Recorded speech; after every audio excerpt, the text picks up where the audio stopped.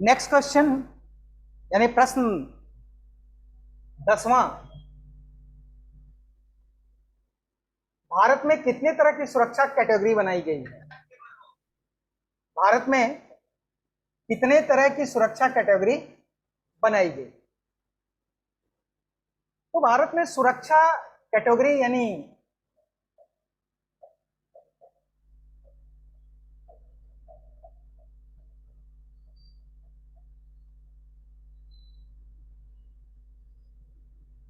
सबसे पहले तो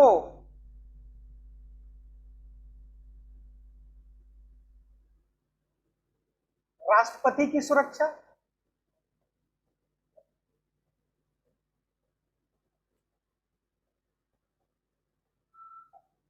राष्ट्रपति की सुरक्षा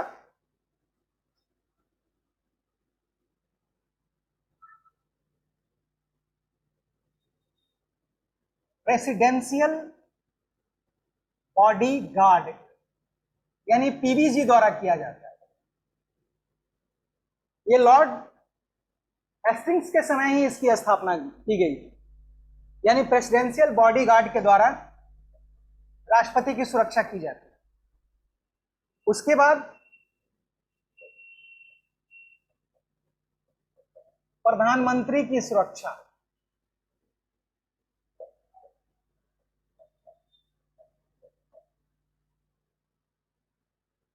ये एसपीजी यानी स्पेशल प्रोटेक्शन गार्ड के द्वारा प्रधानमंत्री की सुरक्षा की जाती है। इसके बाद अन्य गणमान्य व्यक्तियों की सुरक्षा की 4 श्रेणियां बनाई गई हैं, और ये श्रेणियां उनके लिए कौन सी श्रेणी होगी, ये उनके ऊपर खतरों का आकलन करने के बाद ही यह तय किया जाता है कि किस व्यक्ति को किस कैटेगरी की सुरक्षा दी जाएगी। तो इसके बाद Z+ सुरक्षा श्रेणी, उसके बाद Z सुरक्षा श्रेणी,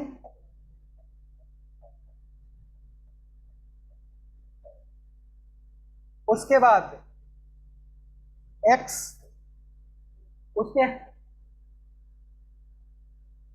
उसके बाद Y सुरक्षा श्रेणी,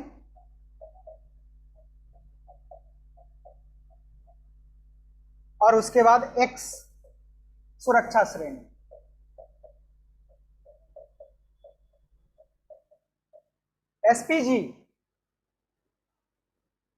एसपीजी की सुरक्षा सिर्फ प्रधानमंत्री को दी जाती है। हालांकि ये पहले व्यवस्था थी कि प्रधानमंत्री और पूर्व प्रधानमंत्री और उनके परिवार के सदस्यों को यह सुरक्षा दी जाती थी, लेकिन पूर्व प्रधानमंत्री को दी जाने वाली स्पेशल प्रोटेक्शन ग्रुप की सुरक्षा को अब वापस ले लिया गया है, और वर्तमान में सिर्फ प्रधानमंत्री को ही यह सुरक्षा उपलब्ध कराई गई है, और भारत की सबसे सशक्त सुरक्षा व्यवस्था मानी जाती है। भारत की सबसे सशक्त यह सुरक्षा व्यवस्था मानी जाती है।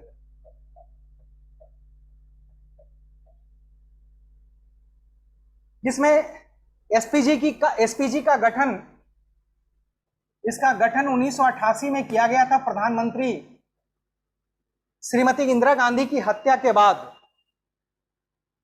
एक प्रधानमंत्री की सुरक्षा के लिए एक स्पेशल फोर्स बनाया गया था, जिसे एसपीजी कहा जाता है, स्पेशल प्रोटेक्शन ग्रुप कहा जाता है।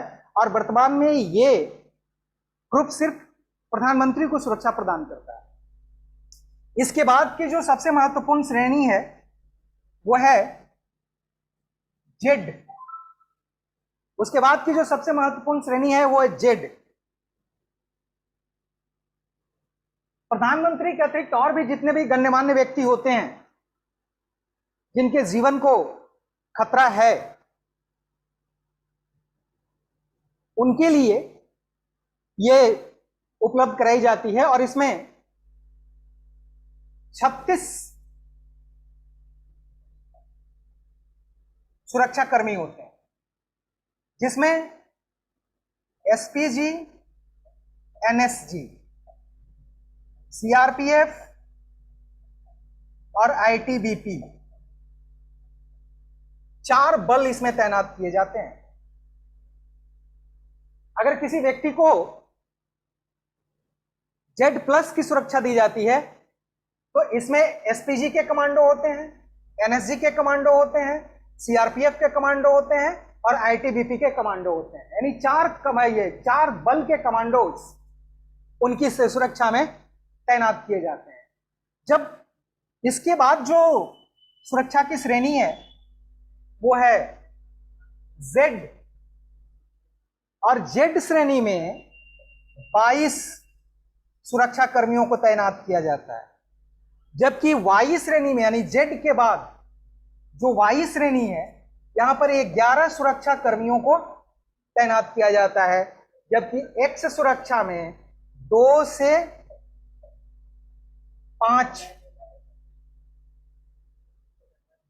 5 सुरक्षा कर्मी तैनात होते हैं। तो सबसे निचले स्तर की जो श्रेणी है, सुरक्षा की जो श्रेणी है वो है X कैटेगरी। और सबसे प्रधानमंत्री की, राष्ट्रपति की सुरक्षा एक अलग सुरक्षा व्यवस्था है जिसमें प्रेसिडेंशियल बॉडीगार्ड इसकी सुरक्षा करते हैं। उसके बाद प्रधानमंत्री है, तो प्रधानमंत्री की जो सुरक्षा एसपीजी के जिम्मे है, जबकि Z+ जिसमें 36 कमांडोज होते हैं, जेड में 22 कमांडोज होते हैं, Y श्रेणी में 11 कमांडोज होते हैं और X में 2 से 5 सुरक्षा कर्मी तैनात होते हैं। अभी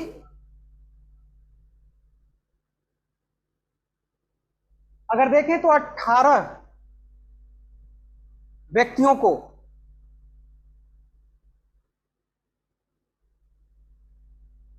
Z+,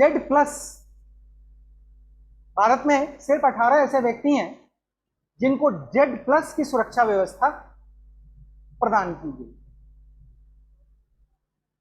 अब हम नेक्स्ट प्रश्न की तरफ बढ़ते हैं। नेक्स्ट क्वेश्चन है,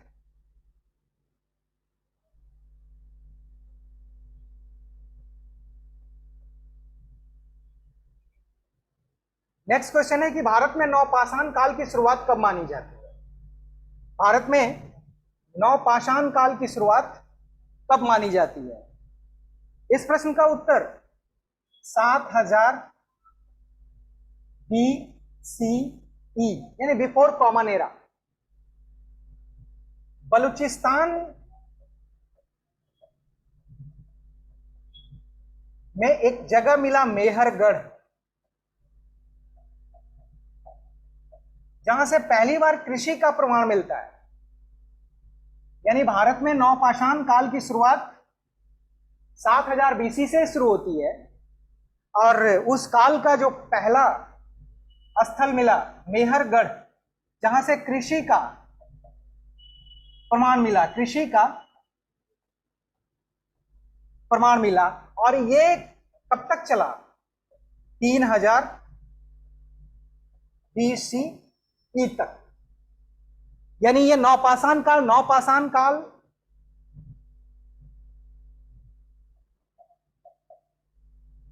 को क्रांति काल भी कहते हैं। कृषि की शुरुआत, अस्थाई जीवन,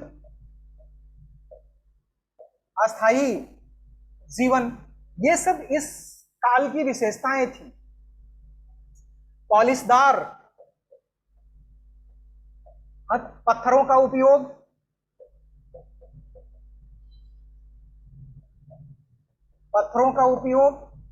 इस काल की जो सबसे मुख्य हथियार था वो था कुल्हाड़ी।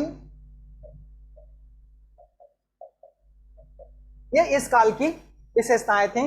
यानी नवपाषाण काल यानी नियोलिथिक एज की शुरुआत 7000 BC में शुरू होती है, जबकि वैश्विक स्तर पर अगर देखें, यानी वर्ल्ड लेवल पे अगर देखें, वैश्विक स्तर पर इस काल की शुरुआत 9000 BCE से शुरू, यानी 9000 BCE से नवपाषाण काल की शुरुआत मानी जाती है। अब नेक्स्ट प्रश्न है कि पृथ्वी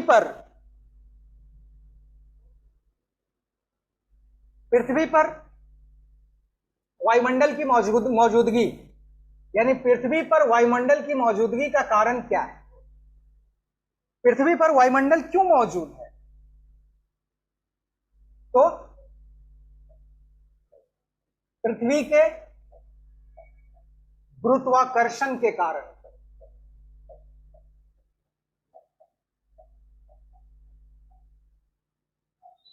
पृथ्वी के गुरुत्वाकर्षण के कारण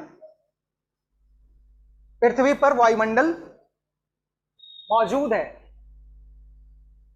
पृथ्वी का जो ग्रेविटेशनल फोर्स है, उस ग्रेविटेशनल फोर्स के कारण पृथ्वी पर वायुमंडल मौजूद है। और इस वायुमंडल का 99% हिस्सा नाइट्रोजन और प्लस ऑक्सीजन से बना है। इसमें और इस वायुमंडल का 90% भाग, इस वायुमंडल का 90% भाग अगर देखें तो 5 किलोमीटर तक ही है।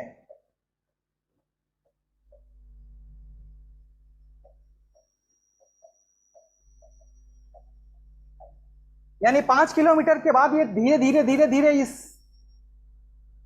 ये क्षीण होता चला जाता है और 99% भाग नाइट्रोजन और हाइड्रोजन से, नाइट्रोजन और ऑक्सीजन से बना है, जबकि इसका 90% भाग वो 5 किलोमीटर तक ही है। अब नेक्स्ट क्वेश्चन है,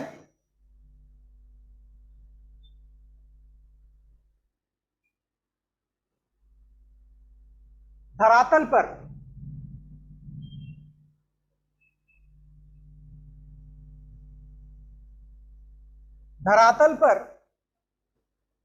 पवन संचार, सागरीय धाराओं का प्रवाह, मौसम, जलवायु का आविर्भाव के लिए जिम्मेदार कौन है?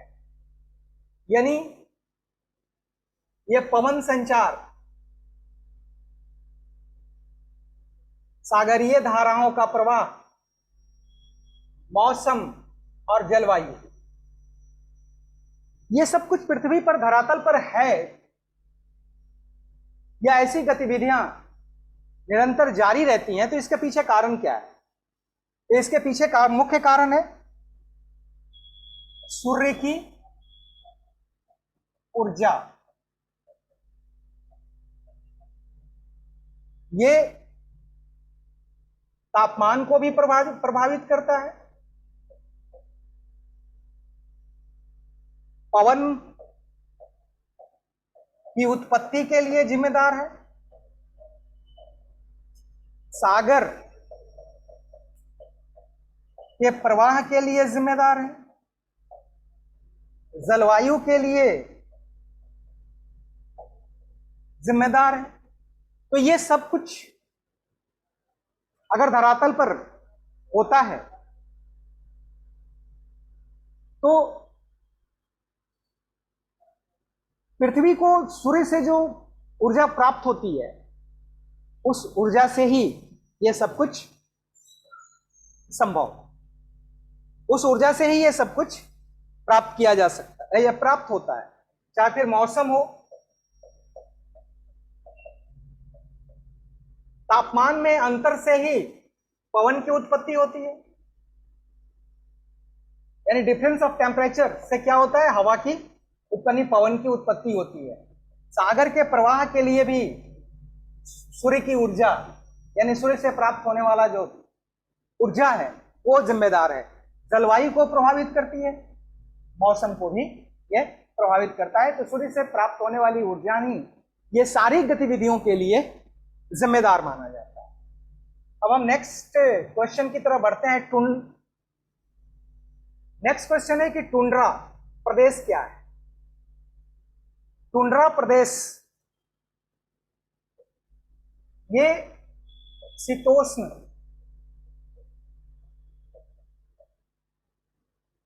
प्रदेश या क्षेत्र और ध्रुवीय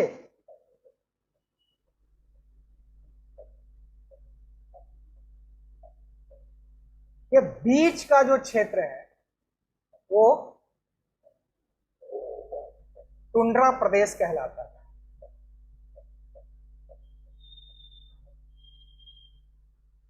यहां इसकी जो अगर विशेषता देखें तो सालों भर बर्फ जमी होती है,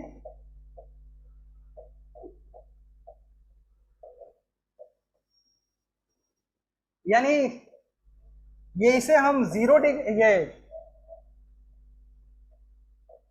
और ये 66.5 डिग्री, 66.5 डिग्री से लेकर पोल तक का जो क्षेत्र है वो टुंड्रा प्रदेश के अंतर्गत आता है। रेंडियर एक जानवर होता है जो यहां पर रेंडियर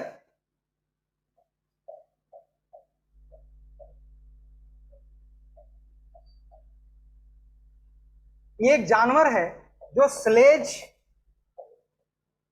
गाड़ी को खींचता है, यानी टुंड्रा प्रदेश में रहने वाले लोग स्लेज गाड़ी का उपयोग करते हैं और इनके खींचने वाले कुत्ते रेंडियर कहलाते हैं। इनमें पहिए नहीं होते हैं क्योंकि ये बर्फ पर फिसलते हैं और इसे कुत्ते खींचते हैं जो रेंडियर कहलाते हैं।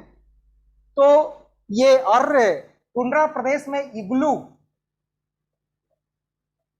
अर्थात बर्फ का घर बनाया जाता है। इसी क्षेत्र में बर्खोयास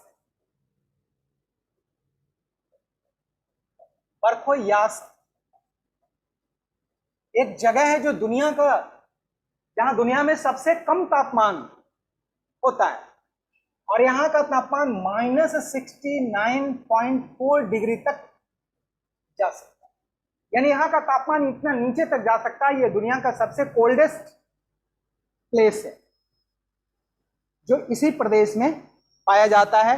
तो शीतोष्ण प्रदेश और ध्रुवीय प्रदेश के बीच का जो क्षेत्र है वो टुंड्रा प्रदेश कहलाता है, टुंड्रा क्षेत्र कहलाता है। यहां पर सालों भर बर्फ जमी होती है इसलिए तापमान काफी कम होता है। अब हम नेक्स्ट क्वेश्चन की तरफ बढ़ते हैं। नेक्स्ट क्वेश्चन है, किसने कहा था कि पृथ्वी विश्व के केंद्र में है, सूर्य एवं अन्य ग्रह इसकी परिक्रमा करते हैं। आज की जो अवधारणा है उससे बिल्कुल विपरीत अवधारणा है ये कि पृथ्वी विश्व के केंद्र में है और सूर्य एवं अन्य ग्रह इसकी परिक्रमा करते हैं। ये साहब थे टॉलमी। इनका यह कहना था कि पृथ्वी केंद्र में है, बाकी सूर्य या फिर अन्य ग्रह ये सब पृथ्वी की परिक्रमा करते हैं और इसके केंद्र में कौन है? सूर्य। उन्होंने 143 ईस्वी में यह बात कही थी। उनकी यह मान्यता स्वीकार्य थी। सब यही समझते थे कि पृथ्वी केंद्र में है और बाकी अन्य ग्रह इसके चारों तरफ घूमते हैं। उन्होंने कब कही थी बात? 143 में यह बात उन्होंने कही थी, जबकि 1500 यानी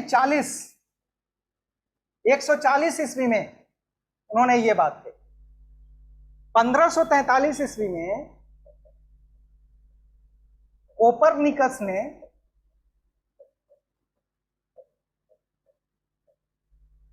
बताया कि नहीं, सूर्य केंद्र में है, बाकी सब इसके चारों तरफ घूमते हैं। सूर्य केंद्र में। और ये कब बात बताई उन्होंने? 1543 में। आप ये सोचिए कि लगभग 1000 साल तक लोग यही समझते रहे कि पृथ्वी केंद्र में है और बाकी सब इसकी चारों तरफ घूमते हैं। 1000 साल बाद कोपरनिकस ने यह बात बताई कि नहीं, सूर्य केंद्र में है और बाकी सब इसके चारों तरफ घूमते हैं।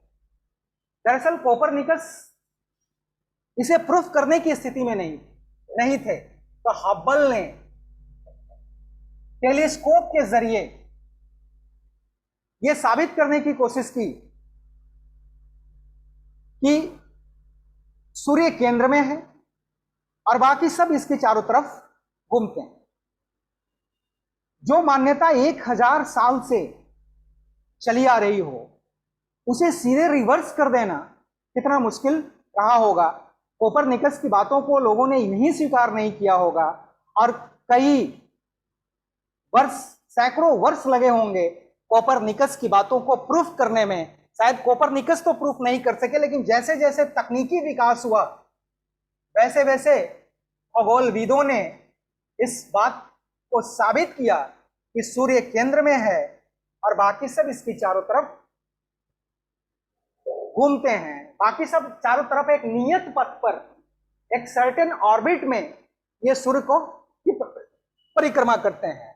अब 1000 साल की मान्यता को तोड़ना कितना मुश्किल रहा होगा, लेकिन फिर भी तकनीक और डेडिकेशन ने इस धारणा को बदला और आज हम इस कॉन्सेप्ट को स्वीकार करते हैं कि सूर्य सेंटर में है।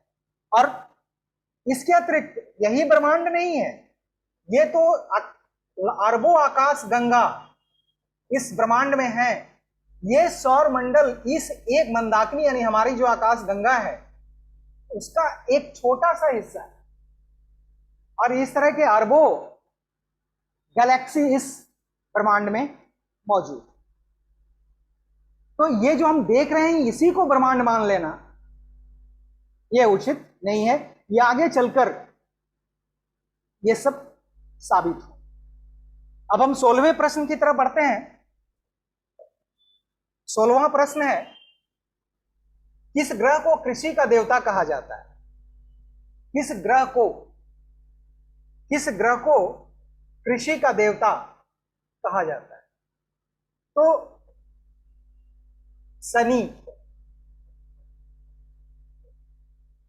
शनि ग्रह को कृषि का देवता।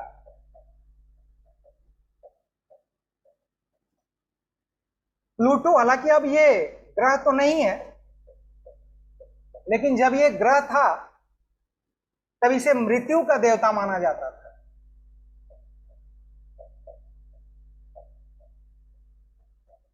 तब इसे मृत्यु का देवता माना जाता था। नेपच्यून को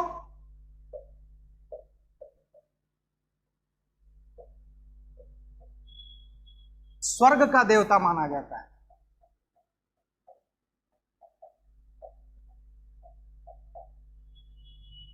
जबकि यूरेनस को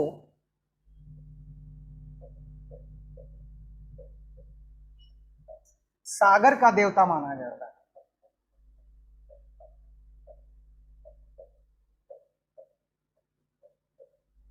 जबकि यूरेनस को सागर का देवता माना जाता है। तो शनि कृषि का देवता, प्लूटो मृत्यु का देवता, नेपच्यून स्वर्ग का देवता, यूरेनस सागर का देवता माना जाता है। यूरेनस अपने अक्ष पे सबसे अधिक झुका हुआ, लगभग 82 डिग्री ये अपने अक्ष पे झुका हुआ है। ऐसा लगता है कि ये लेटा हुआ है, इसलिए यूरेनस को लेटा हुआ ग्रह भी कहा जाता है। अब नेक्स्ट क्वेश्चन की तरफ बढ़ते हैं। नेक्स्ट क्वेश्चन है कि पृथ्वी किस चाल से सूर्य की परिक्रमा पूरा करती है? पृथ्वी किस चाल से सूर्य की परिक्रमा पूरी करती है। तो पृथ्वी 1,07,160 किलोमीटर प्रति घंटे की चाल से, यानी 1,01,60 किलोमीटर प्रति घंटे की चाल से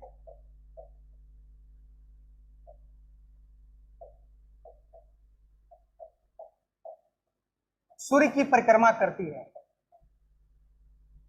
यह परिक्रमा 365 दिन 365 दिन में पूरी होती है। दरअसल 365 दिन 5 घंटा 365 दिन 5 घंटा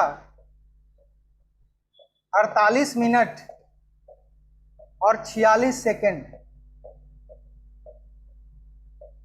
में ये परिक्रमा, सूर्य की परिक्रमा पूरी करती है। इसको क्या कहते हैं? पृथ्वी का वार्षिक गति।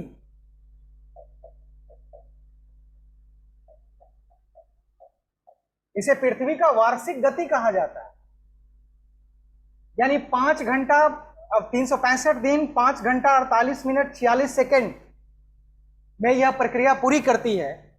इसीलिए यह करीब करीब 6 घंटा होता है। 4 साल के बाद यही 6 घंटा एक दिन बन जाता है। यानी हर 4 साल के बाद एक लीप ईयर आता है, जिसमें फरवरी 29 दिन का होता है। यही एक दिन फरवरी में जुट जाता है। तो पृथ्वी 1,07,160 किलोमीटर प्रति घंटे की रफ्तार से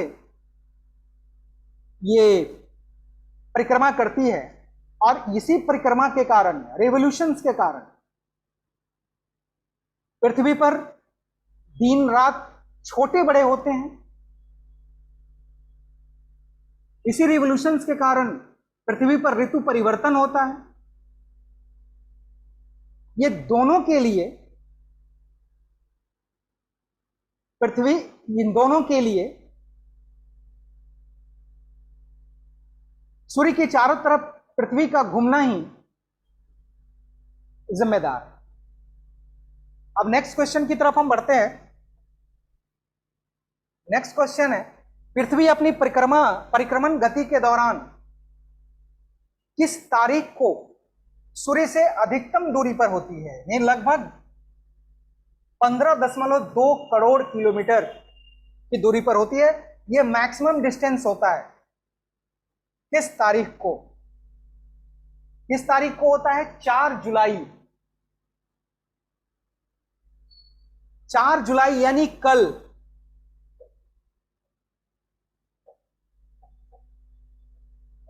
चार जुलाई को पृथ्वी सूर्य से अधिकतम दूरी पर होगी।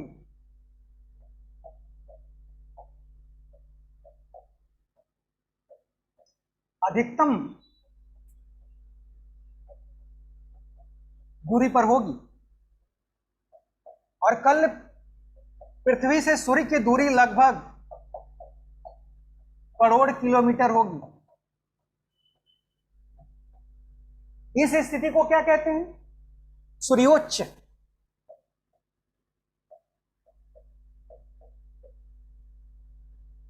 इस स्थिति को सूर्योच्च कहते हैं। जब पृथ्वी सूर्य से अधिकतम दूरी पर होती है, तब इस स्थिति को सूर्योच्च कहा जाता है। और जब पृथ्वी सूर्य के निकटतम होती है तो उसे उपसौर कहा जाता है। और यह कब होता है? यह स्थिति कब आती है? जब पृथ्वी सूर्य के सबसे निकटतम स्थिति में होती है। यह होता है 3 जनवरी। और उस दिन पृथ्वी और सूर्य के बीच की दूरी लगभग 14 करोड़ किलोमीटर रह जाती है, 14 करोड़ किलोमीटर रह जाती है, यानी नियरेस्ट पॉइंट होता है पृथ्वी और सूर्य के बीच। अब नेक्स्ट क्वेश्चन है, नेक्स्ट क्वेश्चन, किस प्रकार के ज्वालामुखी से अधिक शक्तिशाली विस्फोट के साथ लावा का उद्गार होता है? तो यानी किस प्रकार के ज्वालामुखी से सबसे अधिक, तो पिलियन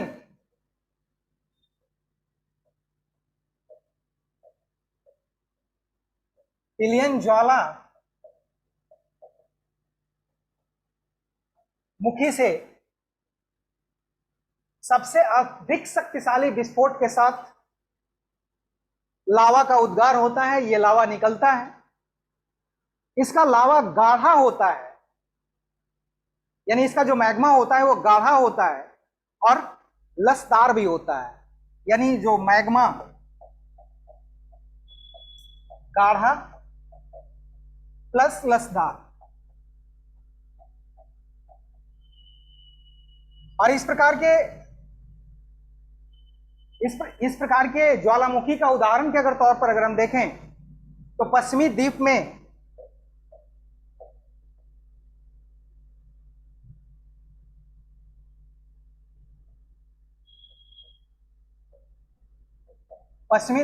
में माउंट पेली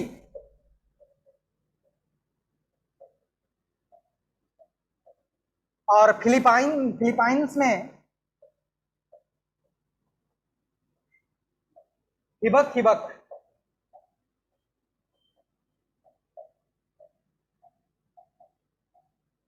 ये दो ज्वालामुखी पंपिलियन ज्वालामुखी की तरह मानते हैं, जिसमें बहुत शक्तिशाली विस्फोट होता है। इसका मैग्मा गाढ़ा और लसदार भी होता है। अब हम नेक्स्ट और लास्ट क्वेश्चन की तरफ बढ़ते हैं। कॉल्डेरा क्या है? कॉल्डेरा आपको पता है, अगर ये ज्वालामुखी है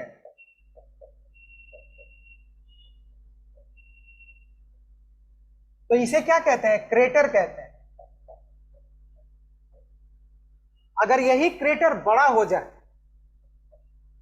अगर बड़ा हो जाए तो कॉल्डेरा कहलाता है। अगर यही क्रेटर बड़ा हो जाए, और ये कभी कभी इतना बड़ा हो जाता है कि ये झील बन जाता है। जब इसमें पानी जमा हो जाता है, पानी इकट्ठा हो जाता है, तो ये झील का रूप ले लेता है। अगर कॉल्डेरा के अंदर कॉल्डेरा बन जाए, अगर कॉल्डेरा के अंदर कॉल्डेरा बन जाए तो इसको नेस्टेड क्रेटर कॉल्डेरा कहते हैं।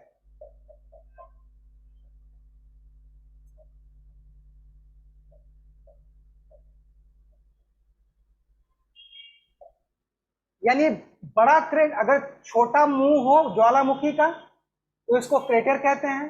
अगर यही मुंह बहुत बड़ा हो जाए तो इसको कॉल्डेरा कहते हैं। अगर कॉल्डेरा के अंदर भी कॉल्डेरा बन जाए, कॉल्डेरा के अंदर भी अगर कॉल्डेरा बन जाता है, तब इसको नेस्टेड क्रेटर कॉल्डेरा कहते हैं। तो ये कॉल्डेरा ज्वालामुखी से संबंधित है। ये क्रेटर जिससे ये लावा लगातार निकलता है, और ये जब ज्वालामुखी शांत हो जाता है और इसमें पानी भरने जाने के कारण ये झील का भी रूप ले लेता है। अगर ये बड़ा हो तो कॉल्डेरा कहलाता है। अगर कॉल्डेरा के अंदर एक और कॉल्डेरा बन जाए तब उसे नेस्टेड क्रेटर कॉल्डेरा कहते हैं। ये आज के वर्कशॉप का अंतिम प्रश्न था।